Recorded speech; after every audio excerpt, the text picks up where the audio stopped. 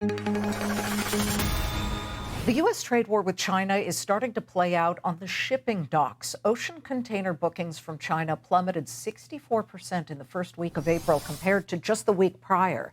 That's according to logistics data platform Vision. To put the tariffs against China into maybe a little more personal perspective, if you're a retailer importing an item worth, let's just say, $100 from China, specifically one that's not either electronics or pharmaceuticals, you're looking at least $145 in tariff fees to U.S. Customs and Border Protection.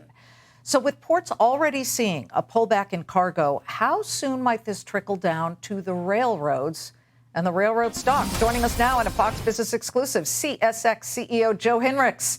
CSX provides railroad shipping and intermodal services to companies, well, very much in a wide array of sectors. Joe, sure. Thank you for being here. Yeah, thank you, Liz. You've got your finger on the pulse of what happens when the ships unload, at least on the East Coast. You're more exposed to the East Coast.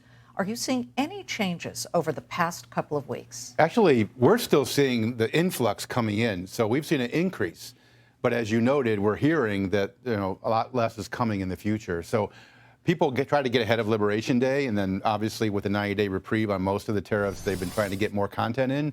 So we're seeing an increase, but we expect it to decline here over the next couple months. Right. People were front-loading. They were rushing to buy ahead of what they expected would be a big tariff. But at the point that the president dropped or at least postponed them for 90 days, and then he's added some against China, et cetera. But it's still a moving target, is it not? It is. That's the word of the day, is uncertainty, because there's been so many changes, proposed possible changes, the 90 days.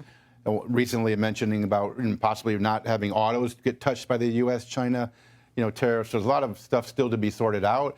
But again, from a trade standpoint, from a tariff standpoint and trade, a lot of the stuff from China and Asia comes into the West Coast ports. Right. Then it will move across the country because 2/3 of the population is east of the Mississippi, where we are.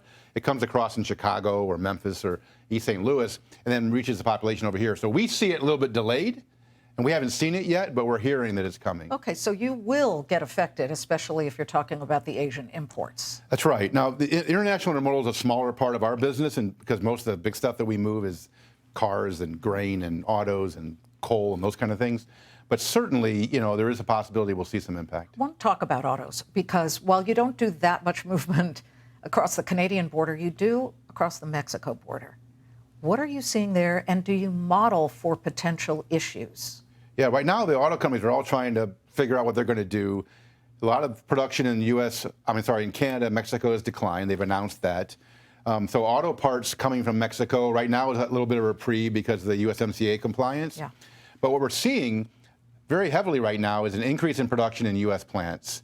And with that, a significant increase in steel production. So we also move all the steel, the raw materials and then the finished steel. So we've seen over the last 3 weeks significant increase in steel orders, which is a front load for the autos, right? Not so much in aluminum, but a lot more from steel. So we're watching steel and aluminum go up, which we expect will be more U.S. auto production. The whole point of President Trump's tariff war is to repatriate jobs and manufacturing here in the United States and to drum up more action stateside. So how would that affect, for example, companies calling you to ask how much they might be charged when it comes to freight transportation? Well, they're not asking us a lot about freight transportation costs. What they are asking about is, can we find land and locate on the railroad in your area? So, for example, in the fourth quarter of last year, we had about 500 projects going on in our network. So think about Southeast, Midwest, where a lot of the activity that you even announced today is happening.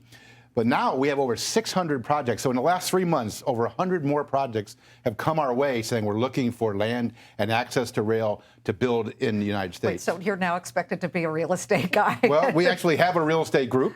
First of all, we own a lot of real estate. We're a railroad. Of course. But also we have an industrial development group that works full-time with the states and these companies to find land and to develop properties to be able to bring that to bear. Some of them may be huge projects, like the new Ford plant outside of Memphis. Some are smaller, but that's a good sign. We've had a 20% increase in the last 3 months alone.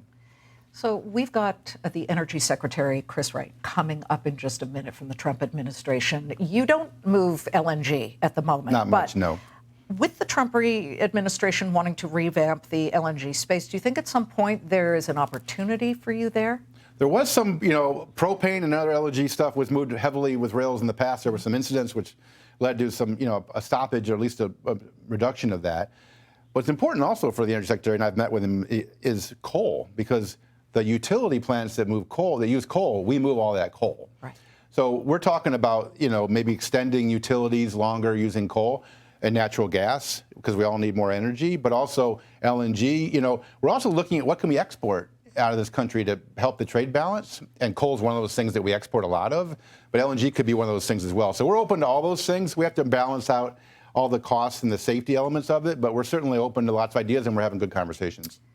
Just some housekeeping, because we know that there was that 2018 lawsuit against Norfolk Southern that you had. The Supreme Court this week declined to hear it, to review it.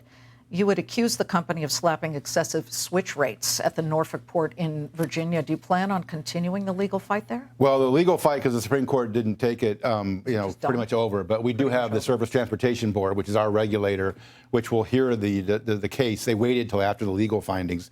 And basically what the courts ruled is that we waited too long. This is before my time. We waited too long to file a complaint. And so we lost kind of the statute of limitations, not on the merits, but on the timing. Joe, what is your biggest headache right now? I mean, when you sit there and wake up every day and look at all of your employees and what your operations are doing, expansion, what do you look at and say, this one worries me? Well, obviously the uncertainty in the economy, because at the end of the day, we're tied to the economic growth of this country. More industrial than service, obviously. So, interest rates, housing, autos, all the consumer, we just got the consumer numbers. Right, because if they're not buying cars or houses, then all the materials that go in that, we're not moving. Mm-hmm. So certainly, the state of the economy, the consumer, where the economic growth is going is really on our minds. At CSX, we have our own work to do, because we got hit pretty hard by the hurricanes last year, and we have a lot of rebuild going on as a result of that. A huge loss of one of our main lines in eastern Tennessee that we're rebuilding for over $400 million this year. So we have our own self-help to do of getting back to where we want to be from an operations standpoint. But the number one thing for us, if the U.S. economy grows, especially the industrial side of the economy, it helps the railroads for sure.